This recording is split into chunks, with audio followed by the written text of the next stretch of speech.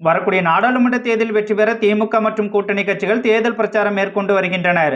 அந்த வகையில் முதல் நாள் தேர்தல் பிரச்சாரத்தில் வாக்கு சேகரிக்க வந்த காங்கிரஸ் சிட்டிங் எம்பி ஜோதிமணியிடம் ஆர்த்தி எடுக்க வந்த பெண் சரமாரியாக கேள்வி எழுப்பியுள்ளார். குறிப்பாக 5 வருஷமா தொகுதி பக்கமே எட்டி கூட பார்க்கவில்லை, ஆனால் தற்போது ஓட்டு கேட்க மட்டும் வருவதாக கூறியதற்கு திமுக கூட்டணி வேட்பாளர் ஜோதிமணி பதில் கூறாமல் சிரித்துக் கொண்டே நழுவி சென்ற வீடியோவானது சமூக வலைதளங்களில் வைரலாகி வருகிறது.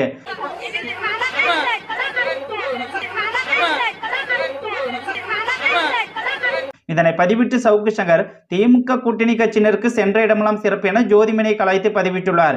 மேலும் தனியார் டாக்குமெண்டில் பேசிய சவுக்கு சங்கர் வேட்பாளர் கூட இல்லாத காங்கிரஸ் கட்சிக்கு முதல்வர் ஸ்டாலின் 10 சீட்டு கொடுத்தது தவறு என்றும், கரூரில் காங்கிரஸ் வேட்பாளராக நிற்கும் ஜோதிமணிக்கு காங்கிரஸ் கட்சிக்காரர்கள் ஓட்டு போடுவார்களா என்பதே சந்தேகம்தான். அப்படி இருக்க ஜோதிமணி போன்ற நபர்களை மீண்டும் வேட்பாளராக நிறுத்தினால் காங்கிரஸ் கட்சி விளங்குமா என்றும், டெல்லியில் காங்கிரஸ் கட்சி தலைவர் ராகுல் காந்தியோடு சுத்துவதுதான் அரசியல் என்ற எண்ணம் எம்பி ஜோதிமணிக்கு இருப்பதால் தான் 5 வருஷமா தொகுதி பக்கமே எட்டு கூட பார்க்கவில்லை என சவுக்கு சங்கர் விமர்சித்து பேசியிருந்தார். மேலும் முதல்வர் ஸ்டாலின் நடத்தி கொண்டிருக்கும் அவலாட்சியால் திமுக மட்டுமல்லாது கூட்டணி கட்சிகளும் அவமானப்பட்டு வருவதாக எதிர்த்தரப்புகள் கலாய்த்து வருகின்றனர்.